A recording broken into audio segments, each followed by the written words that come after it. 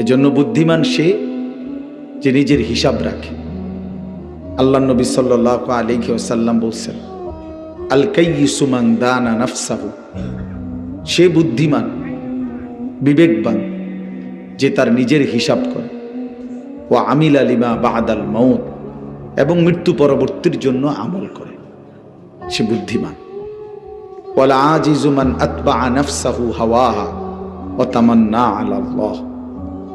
আর নবী সাল্লাল্লাহু আলাইহি সাল্লাম বলেন, ওই ব্যক্তি ব্যর্থ, অপদার্থ, ফালতু লোক যে তার মনের ইচ্ছা মতো চলে, অথচ আল্লাহর কাছে ভালো আশা করে, চলে নিজের ইচ্ছা মতো, আশা করে যে আল্লাহ মাফ করে দিবে, জান্নাত দিয়ে দিবে, ইত্যাদি ইত্যাদি। তো এই জন্য ওই ব্যক্তিকে নবী সাল্লাল্লাহু আলাইহি সাল্লাম বলছে এটা ফালতু লোক, আজেস, ব্যর্থ। জন্য হিসাব রাখা, নিজের জিন্দেগির কদর করা। এক সাহাবী নবী সাল্লাল্লাহু আলাইহি ওয়াসাল্লামকে জিজ্ঞেস করছে, মান আকিয়াসুন নাস ওয়া আহজামুন নাস, হে নবী সবচেয়ে বুদ্ধিমান কে, সবচেয়ে চালাক বুদ্ধিমান কে? আল্লাহ নবী সাল্লাল্লাহু আলাইহি ওয়াসাল্লাম বলছেন, আকসারুহুম যিকরান লিল মাউত, যে বেশি বেশি মৃত্যুকে স্মরণ করে। ওয়া আকসারুহুম ইস্তিআদাদান লিল মাউত, এবং যে বেশি বেশি মৃত্যুর জন্য প্রস্তুতি গ্রহণ করে, প্রস্তুতি গ্রহণ করে। এই নবী সাল্লাল্লাহু আলাইহি সাল্লাম বলছেন। নবী সাল্লাল্লাহু আলাইহি ওয়াসাল্লাম বলছেন, নি'মাতানে মাগবুনুন ফীহিমা কাসীরুম মিনান নাস, মানুষের জীবনে দুইটা নিয়ামত আল্লাহর পক্ষ থেকে দেওয়া এমন আছে যে সম্পর্কে অধিকাংশ মানুষ ধোঁকা খায়, যে এটা অনেক দিন ধরে আছে, এটা মনে করে এটার শেষ হবে না, এটা ভাবে। আসলে সে ধোঁকা খায়। একদিন দেখে ওই দুইটা নিয়ামত তার নাই, ফুরায় গেছে। সেই দুইটা নিয়ামত কি?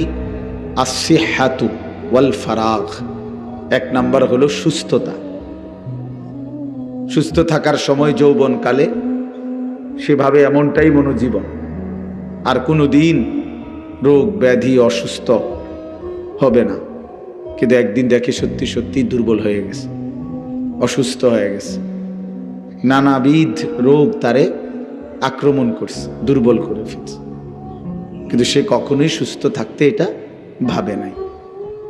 ওয়াল ফারাগ, দুই নাম্বার হলো অবসর। সুযোগ আছে, এখন অবসর, হাতে উল্লেখযোগ্য কাজ নাই, সে মনে করে এভাবেই এই রং তামাশা ফুর্তি হাসি আনন্দ বিনোদন এমনি এমনি চলে যায়।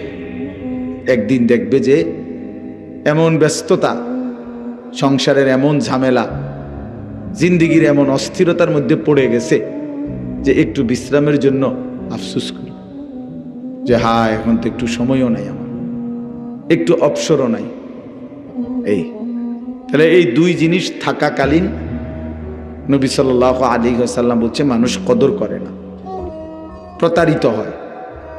এই বাবা, কথা বলুন, প্রতারিত হয়, ধোঁকা খায়। এই জন্য বাপ সবাই এটা কদর করা উচিত। তোমরা যারা দাঁড়ায় আছো, বসার কিন্তু সুযোগ আছে, ইচ্ছে করলে বসাই যায়। শুধু শুধু দাঁড়ায় থাকার মধ্যে কি ফায়দা ভাইয়া? সবাই চাপায় বসেন, একটু কষ্ট করে আগায় বসেন, আর একটু জায়গা হবে। মাঝখানের বাইরে আপনার একটু আগায় আসেন, আগায় আসেন ভাই, সবাই জায়গা করে দেন আরেকজনকে। আসেন, কথাটা শুনেন, সবাই নড়ে চড়ে বসেন, তাইলে তো ভালো হবে। সবাই একটু নড়ে চড়ে বসেন, একটু জায়গা করে দেন। ঠান্ডার মধ্যে তো একটু চাপায় বসলে কষ্ট হবে না। মেহেরবানি করে সবাই বসার চেষ্টা করেন, বসলে ভালো, বসলে আল্লাহর কথা বরকত হয়, এবং বসার দ্বারা আল্লাহ তাআলার রহমত বর্ষিত হয়। আল্লাহ তাআলা হাদিসে কুদসিতে আছে, প্রিয় বান্দাদের সাথে যারা বসে আল্লাহ ওয়াদা দিছে আমি সকলকেই মাফ করে দেব, কাউকে বঞ্চিত করি না। হুমুল কওমু লা ইয়াশকা বিহিম জালিসুহুম, আল্লাহ বলেন আমার নেক বান্দাদের মজলিস এমন যেখানে বসা কাউকেই আমি আল্লাহ বঞ্চিত করি না, এজন্য বসতে হয়। মজলিস বলে যেখানে বসে, হালাকা বলে হালকা, মানে যেখানে গোল হয়ে একত্রে বসে। ওই যে হালকায় জিকির বলে, এ হালকা মানে একত্রে বসা। মজলিস এইটা মানে হচ্ছে একসাথে বসা। এজন্য দাঁড়ায় থাকা আসলেই কোরআন সুন্নাহর দৃষ্টিতে কোনোভাবেই উচিত না। আল্লাহর কথা শুনবার কি, বসে শোনা। নবী সাল্লাল্লাহু আলাইহি ওয়াসাল্লামের হাদিসে আছে, নবীজি সাল্লাল্লাহু আলাইহি সাল্লাম তিনি দেখছেন কয়েকজন সাহাবী এরকম নবীজির কথার সামনে পিছনে দাঁড়ায় আছে। একেবারে স্পষ্ট হাদিসে আছে, নবীজি বলছে ইজলিসু, তোমরা বসে পড়ো। তো ওনারা সাথে সাথে বসছে। হাদিসের মধ্যে আছে এক সাহাবী আব্দুল্লাহ ইবনে মাসউদ রাদিয়াল্লাহু তাআলা আনহু, তিনি একটু দূরে ছিলেন, তখন আসতেছেন মাত্র। এই সময় নবীজি বলছে বসো। তো হাদিসে আছে এই আব্দুল্লাহ ইবনে মাসউদ রাদিয়াল্লাহু তাআলা আনহু, ওই সাহাবী ওইখানেই বসে গেছে, আর এক কদমও সামনে পা বাড়ায় না। নবী বলছে বসো, খালাস, বসে গেছে, কোনো কথা নেই। এটা যুক্তিও করে নাই, যে ব্যাখ্যাও করে নাই যে আসলে মনো আমারে কয় নাই, না, রাসূলুল্লাহ সাল্লাল্লাহু আলাইহি ওয়াসাল্লাম বলছে বসে পড়ো, সাথে সাথে বসে পড়ছে। এজন্য আল্লাহর কথা বসে শুনতে হয়, বসেই শুনতে হয়, এটাই আদব। হযরত জিবরাইল আলাইহিস সালাম, হাদিসের মধ্যে আছে, যখন নবী সাল্লাল্লাহু আলাইহি সাল্লামের কাছে মানুষের আকৃতিতে আসতেন, জিবরাইল কখনো কখনো মানুষের আকৃতিতে নবীজির কাছে আসতেন। তো জিবরাইল যখন রাসূলুল্লাহ সাল্লাল্লাহু আলাইহি সাল্লামের কাছে আসতেন মানুষের আকৃতিতে, তখন তিনি নবী সাল্লাল্লাহু আলাইহি সাল্লামের একদম মুখোমুখি বসতেন একদম মুখোমুখি। ফাআসনাদা রুকবাতাইহি ইলা রুকবাতাইহি, একেবারে জিবরাইলের দুই হাঁটু নবীজির দুই হাঁটু বরাবর মুখোমুখি, এতটা মুখোমুখি মনোযোগ দিয়ে বসত। তাহলে যদি দুই হাঁটু মুখোমুখি বরাবর হয়, তাহলে বুক এটাও বরাবর, চেহারা এটাও বরাবর। এত মনোযোগী হয়ে তিনি আল্লাহ রাসূল সাল্লাল্লাহু আলাইহি ওয়াসাল্লামের কাছে কথা বলতেন। সাহাবায়ে কেরাম, হাদিসের মধ্যে আছে, হযরত বারা ইবনে আযিব রাদিয়াল্লাহু তাআলা আনহু বলেন, নবী সাল্লাল্লাহু আলাইহি সাল্লামের পাশে আমরা নবীজির কথা শুনবার জন্য বসছি। এইভাবে আমরা নীরবে বসতাম, চুপ থাকতাম, এতটা মনোযোগ দিতাম যে কাআন্না আলা রুউসিনা তাইর, যেন আমাদের মাথার উপরে কাঁধের উপরে আইসা পাখি বসত। এত মনোযোগী, অর্থাৎ একদম নড়াচড়া করতেন না, একদম না, এত মনোযোগী হইতেন সাহাবায়ে কেরাম। আসরের নামাজের আগে নবীজি সাল্লাল্লাহু আলাইহি সাল্লাম, হাদিসের মধ্যে আছে, আসরের আগে বয়ান করছে দাজ্জালের ব্যাপারে। তো নবীজি আসরের নামাজ পড়ে মসজিদ থেকে বের হয়ে গেছে। মাগরিবের আগে আবার নবীজি মসজিদে আইসা ঢুকছে, আইসা দেখে সাহাবায়ে কেরাম ওই আসরের আগে যে যেখানে যেমনে বসা ছিল অমনিই বসে রয়েছে। আল্লাহর নবী সাল্লাল্লাহু আলাইহি ওয়াসাল্লাম জিজ্ঞেস করলেন, তোমরা বের হও নাই? সবাই যে যার যার জায়গায় যেমনে বসে আছো চুপ হইয়া, ব্যাপার কি? বলছে, ইয়া রাসূলুল্লাহ, দাজ্জালের কথা বলাতে এতটা ভয় লাগতেছে যে যদি বের হয়ে যাই মসজিদ থেকে তো ঈমান যদি চলে যায়, দাজ্জালের খপ্পরে যদি পড়ে যাই, এই জন্য ভয়ে উঠবার কথাই মনে নেই, জায়গা নাড়বার কথাই মনে নেই। কি বিষয়টা ছিল বলেন, মানে কি মনোযোগী ছিল। আসর থেকে মাগরিব আপনার লম্বা সময়, মিসলা আউয়াল ধরলে আপনার প্রায় 2.5 ঘন্টা, 3.25 ঘন্টা টাইম। তো এই হিসাবে এই লম্বা সময় ওনারা এমনি বসেছিলেন। তাহলে আমার বলার উদ্দেশ্য হলো কি, মনোযোগী হইতে হয় আল্লাহর কথা শুনতে। বুট খাইতে খাইতে ওয়াজ শুনলে ফায়দা হয় না, বাদাম খাইতে খাইতে ওয়াজ শুনলে লাভ হয় না। শুনাই হয়, কদ্দুর শুনছি, হুজুরে ফাঁকে ফুঁকে 2-1টা শিক্ষার দিছে, ভালো লাগছে। এই আরেকজনে হয়তো বলে যে হুজুরে কয়েকটা সুর দিছে, টান দিছে, এই তো সুর দিছে, টান দিছে, গজল গাইছে, ডুলছে, হ্যাঁ, সংবং করছে আর কি। তো এই তো কোনো লাভ হলো না, এটা তো কোনো আসলে কোনো পরিবর্তন না। নিজের পরিবর্তন জরুরি। এজন্য ভাইয়া আমি এটা প্রত্যেক দিন বলি যে মনোযোগ দিয়ে আল্লাহর কথা শুনতে হয়। জুমার নামাজের বয়ান, ওলামায়ে কেরামের বয়ান, সে যেই হোক, পরিচিতি কোনো কিছু না, জনপ্রিয়তা এগুলো ধোঁকা। আল্লাহর কথার প্রতি মনোযোগ দাও, নিজের জন্য গ্রহণ করা। উনি জনপ্রিয় বক্তা, তো সবাই দৌড়ে আইলাম। আরেকজন জনপ্রিয় না হয়তো, আল্লাহর ইচ্ছা, তো উনি আল্লাহর কথা বলছে, আপনি এটা গুরুত্ব দিলেন না, তো আপনি কিসের গুরুত্ব দিলেন? তো আল্লাহর কথার প্রতি গুরুত্ব হলো না, তো ব্যক্তির গুরুত্ব হলো। কি ফায়দা হইবে এতে? কি ফায়দা হবে? আমি মনে করেন আমার নাম আনিসুর রহমান, হ্যাঁ, আমারে একেবারে মনে করেন 1 কোটি মানুষ চিনে বা 10 কোটি মানুষ চিনে মনে করে, তা আপনার কি লাভ? বুঝেন নাই কথাটা? ছেলেরা তোমরাও বোঝো ভাই, এটা তোমার কি লাভ? আমার চিনে আরই, বুঝলাম, একেবারে সব মানুষ চিনে, একেবারে চিন না মনে করো আমার 10,000 মানুষ আলগি দিয়া মাথা তুলে নিয়ে 4 রাস্তা ধোতায় দিয়েছে, যদি আপনারে বেশি চিনছি আমরা, যাতে আপনারে ডইলা লাইব আছে বা ওয়াই ব্রিজের মাঝখানে হতাই দিয়ে এলো, তাই লাভ কি? আমারে চিনলে কি হলো, না চিনলে কি হলো? তোমার ফায়দা কি হয়েছে সেটা বলো ভাই। আপনার পরিবর্তন কি সেটা না বলবেন মেয়ে।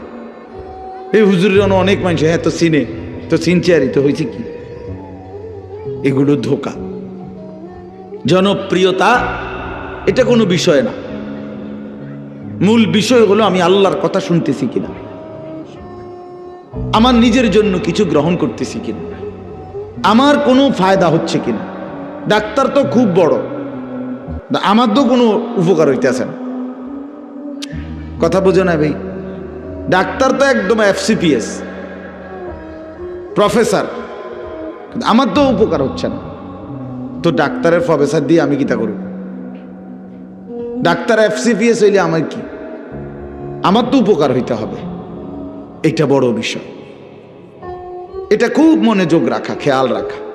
আমাদের মধ্যে এটা খুব বেড়ে যাচ্ছে, এই একটু পরিচিতি, ওই বেটা হয়তো শুনলো, আরেকজন এটা শুনে না, না রে ভাইয়া এটা উচিত না। আল্লাহ তাআলার দয়া, ইচ্ছা মালিকের।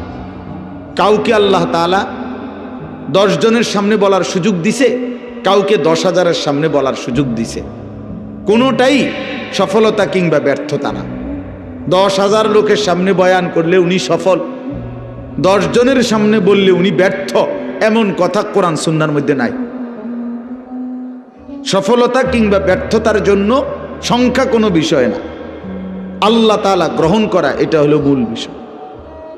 এমন বহু প্রিয় বান্দা আছে আল্লাহর, হাসরের ময়দানে তারা দেখবে সবাই, যাদেরকে গোটা পৃথিবী চিনত না, অথচ তারা আল্লাহর নেক বান্দা, তারা আরশে আজিমের ছায়ায় আল্লাহর মেহমান হয়ে আছে, আর বেশি চিহ্নওয়ালায় দৌড়ের উপরে আছে। এই জন্য এটা কোনো কথা না। এই জন্য আমি অনুরোধ করলাম, মাশাআল্লাহ সবাই আমরা মনোযোগ দিয়ে এখন বসছি, তাহলে ওলামায়ে কেরাম ধারাবাহিক নসিহত করবে, উঠাউঠি না করে বুট বাদাম এই সমস্ত বাজে বিষয় চিন্তা না। একটা সময় আলহামদুলিল্লাহ এখন বাজতেছে 8টা বা 8টা 5-6 বাজে, তো আমরা ধরে নেই একটা মাহফিল 10টা 11টা যেতটুকু হয়, তো ধারাবাহিক কিছু কথা শুনলে ইনশাআল্লাহ বরকত হবে ভাই।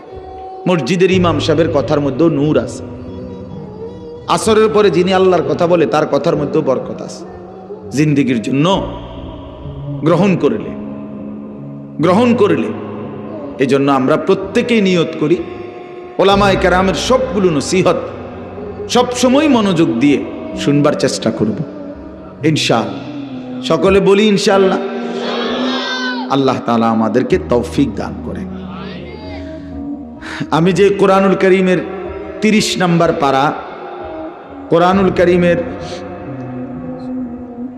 সূরায়ে মুতাফফিফিন, এই সূরাটার নাম তাতফিফ অথবা মুতাফফিফিন, 83 নম্বর সূরা, কোরআনুল কারীমের 83 নম্বর সূরা। এই সূরাটা আমি আপনাদের সামনে, সূরাটার মধ্যে মোট হলো 36 আয়াত, ছোট সূরা। এই সূরার 14টি আয়াত ধারাবাহিক আমি পড়ছি, শেষ 14টি আয়াত 22 নম্বর আয়াত থেকে 36 নম্বর আয়াত পর্যন্ত, এই মোট 14টি আয়াত আপনাদের সামনে আমি পড়ছি।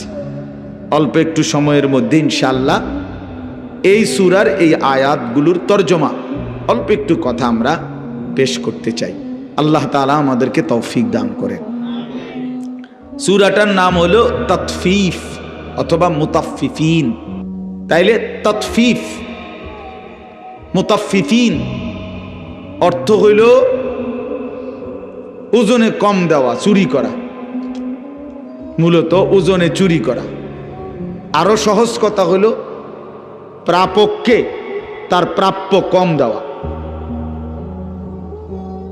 উনি যেতটুকুর প্রাপ্য ছিল আমি তারে কম দিলাম। বেচারা দাম দিছে 1 কেজির, আমি 100 গ্রাম কম দিলাম, আমি 50 গ্রাম কম দিলাম। এই যেই কোনো ক্ষেত্রে আল্লাহর হক বান্দার হক উভয় ক্ষেত্রে কেউ যদি প্রাপ্য থেকে কম দেয় তো এটা জুলুম, এটা অন্যায়, এটা জুলুম। আর আল্লাহ তাআলা বলছে এই ব্যক্তিকে যে এমন ব্যক্তিদের জন্য জাহান্নাম। ওয়াইলুল লিল মুতাফফিফিন আল্লাযীনা ইযা ইক্তালু আলান নাসি ইস্তাওফুন ওয়া ইযা কালুহুম আও ওয়াজানুহুম ইখসিরুন। আল্লাহ তাআলা বলেন ওই কম প্রদানকারী, প্রাপ্য থেকে কম দেয় তাদের জন্য জাহান্নাম।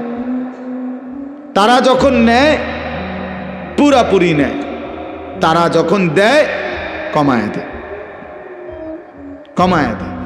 আল্লাহ তাআলা বলেন এই মানুষগুলোর জন্য জাহান্নাম, জাহান্নাম, ওয়াইল, দুর্ভোগ, লাঞ্ছনা। এজন্য এটা খুব জরুরি বিষয়।